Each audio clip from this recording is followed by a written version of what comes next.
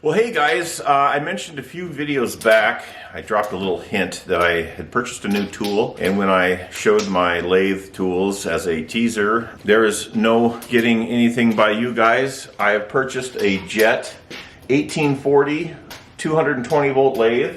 I've been playing around with this thing for a few weeks and mostly putting up scraps of wood, things that I can just tinker around with without losing valuable material. But today I want to try and make something nice, so I'm going to bring you guys along. I've got myself a little station set up here. I built a shelf to hold most of my lathe related tools. I've got my dust collection system run to this flexible pipe, which is absolutely awesome for turning. It does not catch near all of the chips, but it helps a lot, and I will demonstrate that here. I've purchased a few accessories. I bought a 4-inch Jet jaw clamp as well as a drill chuck for my tailstock. And what we're going to work with today is this hunk of firewood looking Pacific Yew. I was messing around yesterday with a smaller piece and the wood is beautiful, so I want to make a bowl out of this, and it's real nice. Got a slug trail on there. So we'll probably turn that out, but let's get this on the lathe.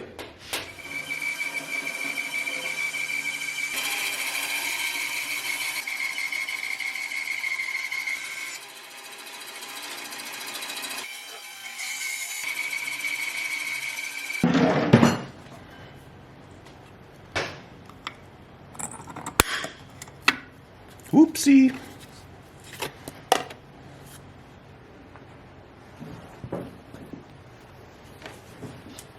Now it's important to have really good lighting around your lathe so you can see what the heck you're doing. I have got that covered.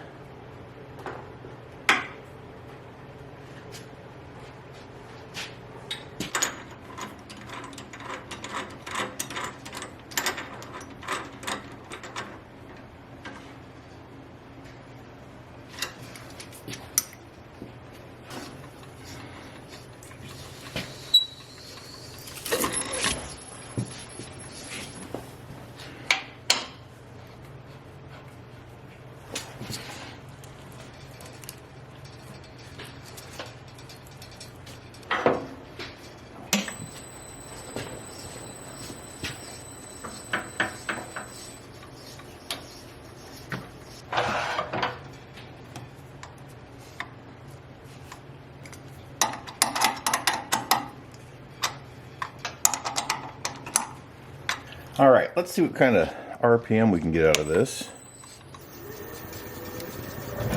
Ooh. Looks like we'll start around 600 looks good.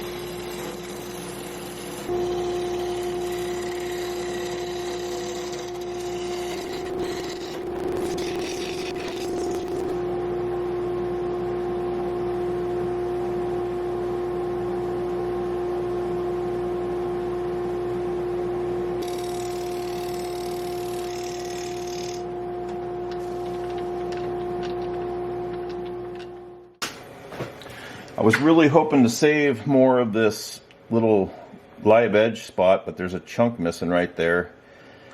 And well, I had to keep going.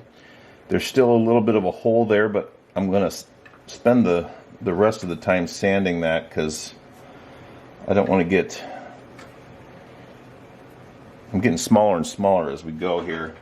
There's also a little bit of punkiness in this top edge, so unfortunately, I'm going to have to turn some of that out, try and get rid of that. Here's the pith, so, well, let's turn this out and see what we're left with.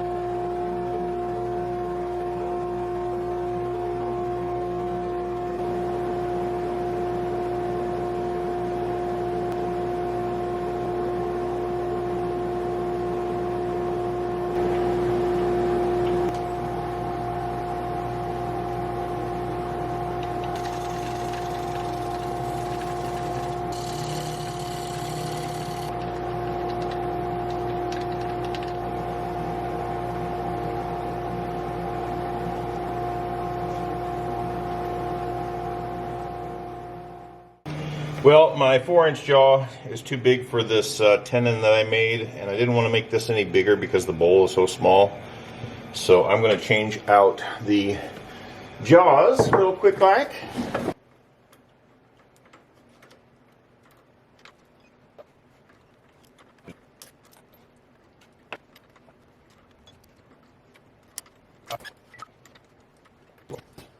My sister.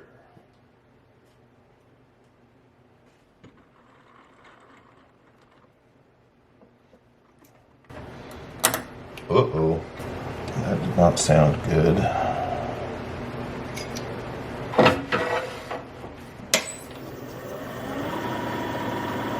Well, I'm going to run this tailstock for a while, and hopefully I don't split out this base.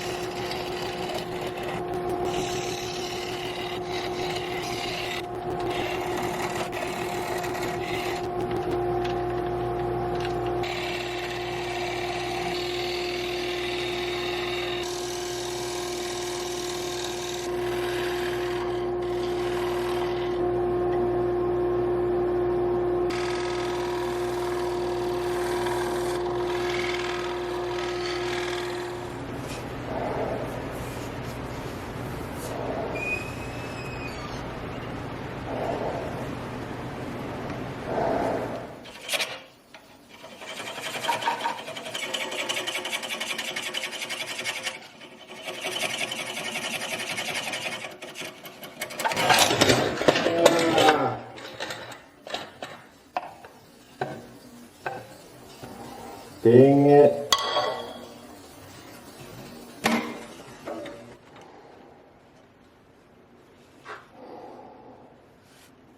Bummer.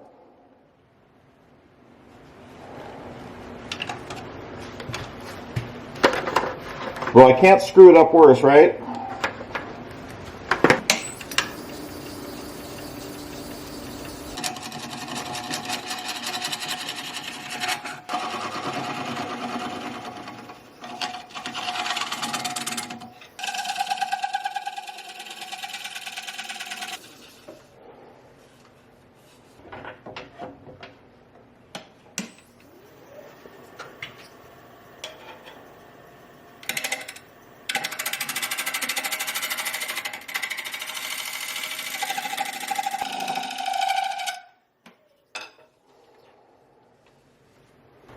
I'm not gonna lie, guys, I've never seen anyone turn in reverse on the back side of the bowl.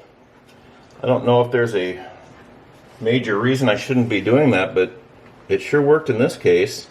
I'm gonna get that inside sanded out, and then I'm gonna flip it around and see if I can't salvage this.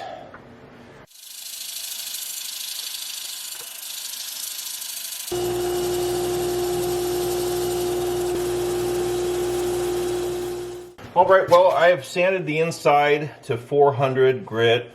It's not 100%, but it's really hard to get into these small bowls. I'm going to try and fix the backside now.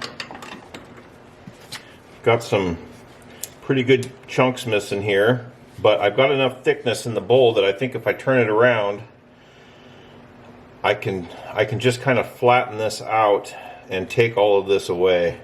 That's my hope. So I'm going to put my coal jaws on, which I've never used before, and we'll see how that goes.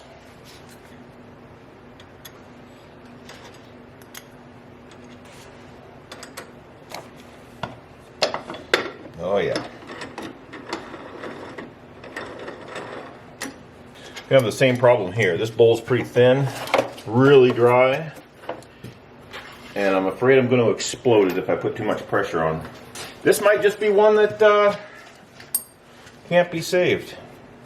Well, we're going to cross our fingers. We're going to go nice and easy and hope for the best.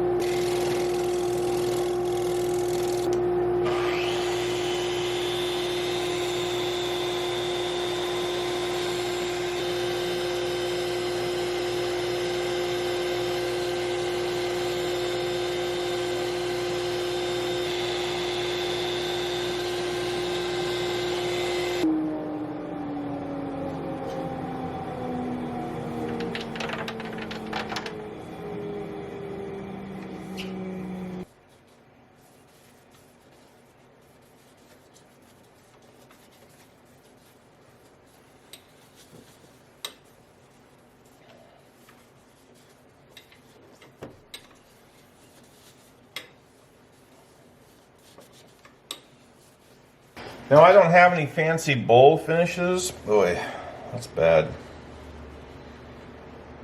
But I've got some Rubio monocoat, which will work.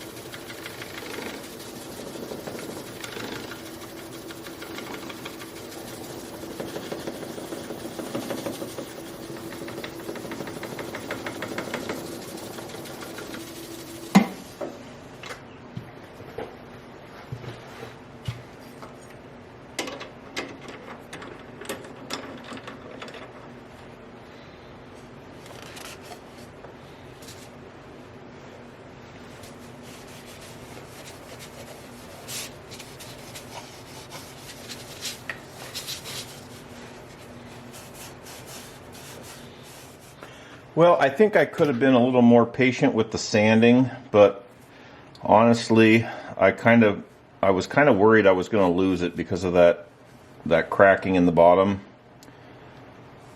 But all in all, it's pretty wood, and it stayed together.